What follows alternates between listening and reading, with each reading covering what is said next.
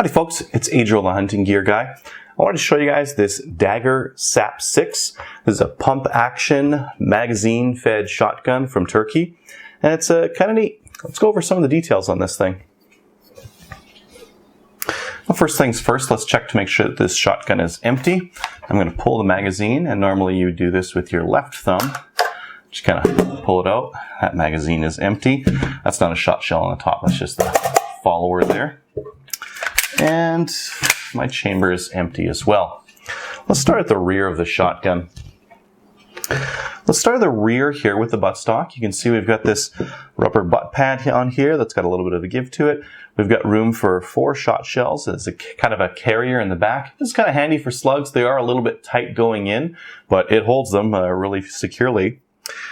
This buttstock has a couple of different positions that you can extend to. Right now we're on the shortest position. There's position 1, 2, and 3. So with 3 extended positions and 1 all the way collapsed, we've got kind of like this 4-position buttstock. So that's kind of handy because it makes it nice and tight.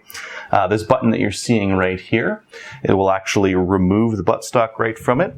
You can use a pencil or a screwdriver or whatever, just kind of push in on it and wiggle. Oh, this would be way easier if I could just put it under my arm. And it'll come out. That's a lot harder than it actually is. Try that with just like doing this on this table out in front of me. It's just a little bit harder. To put it back on, we're just going to push that button back in. And in it goes. We have a molded handguard here. This is just plastic with these kind of grooves on it. I find it was fine. You know, it would be nicer to have like a Magpul MOE or something fancy like that, but I can't complain too much. It was nice and lightweight and it felt very durable. We have a safety here. You can see that there's that black line there and no black line there. So that's kind of saying whether we're safe or not. You can see it's very easy to actuate back and forth.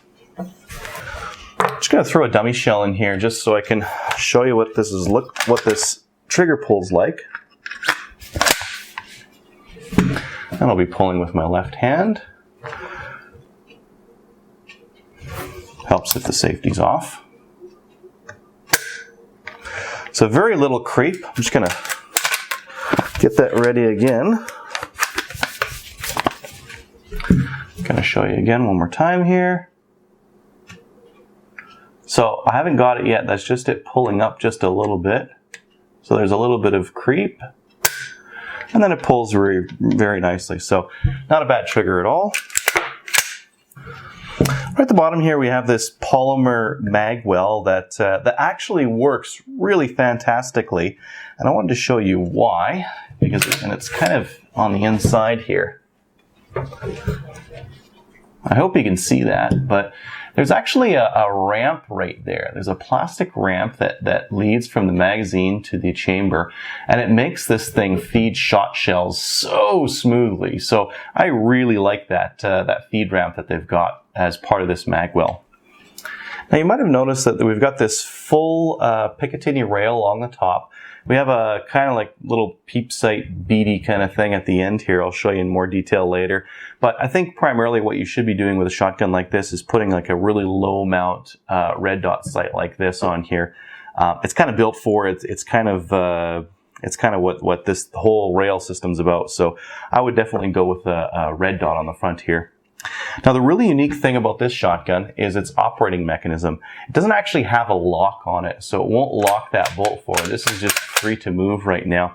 Instead what it's got is this spring that kind of goes around this action tube, whatever. It's not a mag tube anymore, it's just a tube to run the pump along. And it's actually kind of interesting. So instead of having to lock and unlock your slide or pull the trigger, this thing just lets you run it. So at any point you can do a very quick check to make sure that there's a shell in there and pull it back forward. This spring is strong enough that I found that it would self-load shells. So you put your magazine in, you pull it back, and you just let go of this slide here, or the pump, and it would just self-load those shot shells in there, which was kind of cool. Now in terms of loading this magazine, it's very straightforward. all we're doing is pushing down on that follower or the shotgun that's going to be below, a shell that's going to be below it, pushing down and then pushing back. It has to sit all the way at the back, and it won't let you, if it's a little bit forward, it actually won't let you push down. So it has to be all the way forward, or all the way to the rear, and then only then will it allow you to push down. This is actually pretty quick if you get used to it. It's not bad at all to just push down with your one finger and then allow that other shot shell to slide in there. These 6-round mags will fit 7 extremely tightly. I wouldn't recommend going with 7 rounds. I found that to do 7 rounds, I had to hold the pump back, put the magazine in, and then let it go forward. Which, what's the point? I mean, just to get one more shotgun shell in, what's the point? So I'd only recommend running 6 in here. Now, I know one thing that worried me when I saw this shotgun, just in pictures before I got it, was just how short it was and how close the pump was to the muzzle of this shotgun. So, and keep in mind, a couple of people with KSGs have shot their hands at only when they've had like some sort of stopper on here that they've been really reefing against, and then their hand flies forward to the muzzle and they've shot themselves. That's, you know, being a little bit careless in my opinion. But with this shotgun, I was a little bit worried. And on the very shortest setting, this, I don't know, maybe this is a concern because it does feel like your hand can go quite a bit forward of it. One reason why I wouldn't worry about it too much is because this shotgun, you're not ripping forward on it. On the KSG or the UTAS, you're pulling forward with quite a bit of force because there's a lot going on with it. With this, there's not. You're running a shotgun shell up a plastic feed ramp, which is very slick, and you've got this big spring that's helping you out, so you can pull it back and literally let it go, and it does all the work for you. You're not pushing forward a lot on this. That's reason 1. Reason 2 why I'm not too worried about my hand flying forward of this thing is that this is kind of actually a little bit uncomfortable to shoot like this, and that's because it's on its most collapsed setting, and I'm not super tall, but I'm like 6'1", and I found on number 2, my left hand is now further forward, and it doesn't feel like I actually want to pull it forward and put it in front of the muzzle and sweep the muzzle here.